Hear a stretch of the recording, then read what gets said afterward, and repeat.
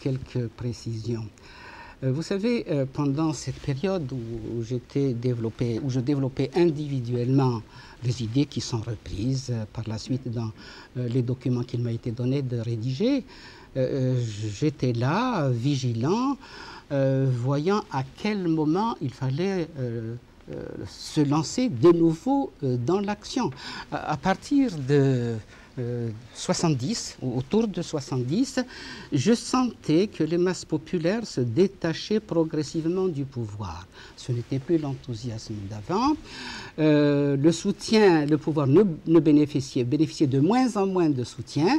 Il y avait des craquements à l'intérieur même du pouvoir. Je me disais que le moment était venu de lancer quelque chose. Et j'ai pris contact avec une série d'amis. Bon, je voulais lancer cela en Algérie, dans notre pays. Finalement, les amis m'ont dit, écoute Rachid, qu'est-ce qui va se produire? Le pouvoir avec tous les agents de renseignement qu'il a, tôt ou tard, on finira par savoir que tu as repris, d'autant plus qu'ils savent que tu dois reprendre la lutte. Ils sauront que tu t'es engagé de nouveau dans l'action.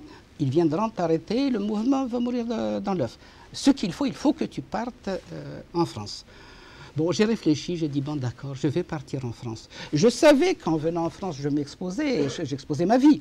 En Algérie, on pouvait peut-être que m'arrêter encore, que vous savez, nous avons affaire à des gens sans scrupules, ils sont capables de n'importe quoi, là-bas comme ici. Mais enfin, pour des raisons d'efficacité, je me suis laissé convaincre, je suis venu ici en France. Et en 76, j'ai lancé un mouvement.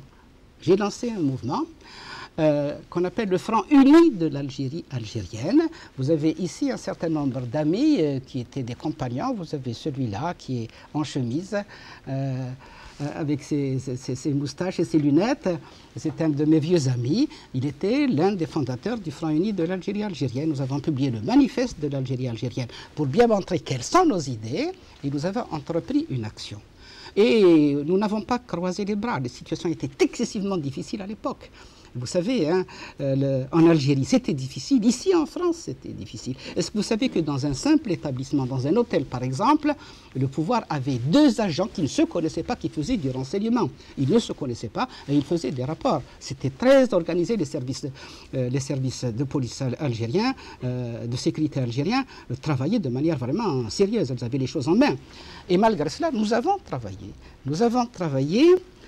Et à partir d'un certain moment, nous avons répandu nos idées, ici en France, également en Algérie, dans les milieux faiblement universitaires, mais quand même, dans les milieux estudiantins, dans les milieux lycéens. Et à partir d'un certain moment, j'ai considéré que le moment était venu de ne plus nous limiter à un travail de ce genre, c'est-à-dire faire des documents et les répandre, vous parlez à des amis, qu'il fallait faire quelque chose de plus important. Et je me suis demandé si le moment n'était pas venu d'organiser des manifestations. Je sentais que la population était mécontente, quelques faibles possibilités existaient pour engager quelques manifestations, sachant que pour que ces idées se révèlent de manière éclatante, des manifestations étaient nécessaires. J'avais demandé à des amis qui étaient en Algérie, à des partisans en Algérie, si c'était le moment, j'avais rédigé un document, si c'était le moment d'engager quelque chose. Et les amis de là-bas m'ont dit, c'est le moment de faire quelque chose, on peut. Alors, et c'est à ce moment-là que la décision a été prise d'engager les actions. Je vous prie de croire que les manifestations de 80 sans le Front uni de l'Algérie algérienne n'auraient pas eu lieu.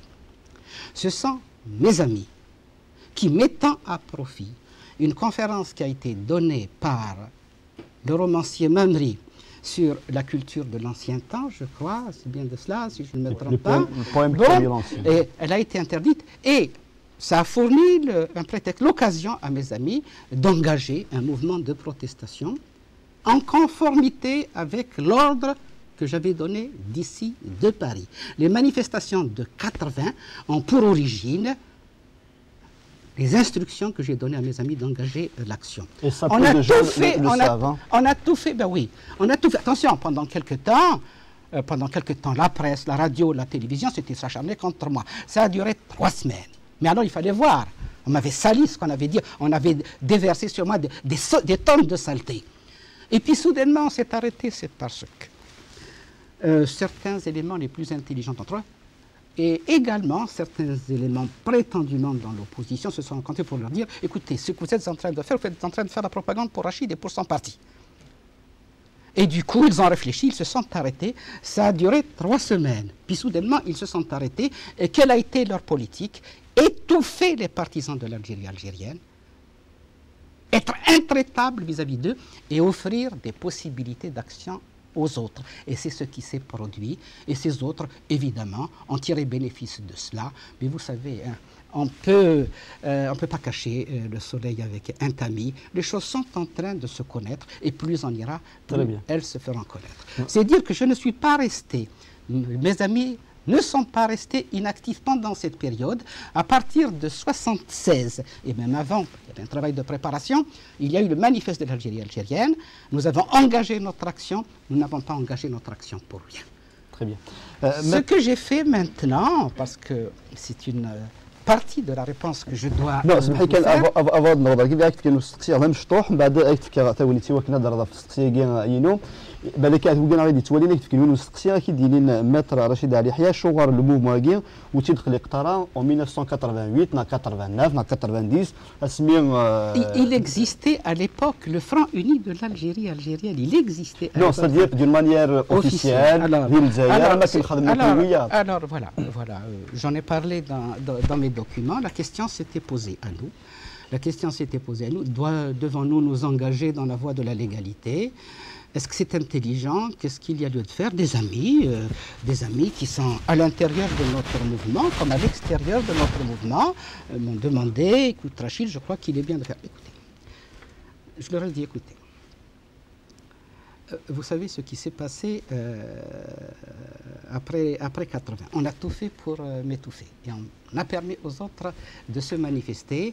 Et indirectement, ou parfois directement, on les a favorisés pour émerger. Et des idées que j'ai défendues ont été étouffées.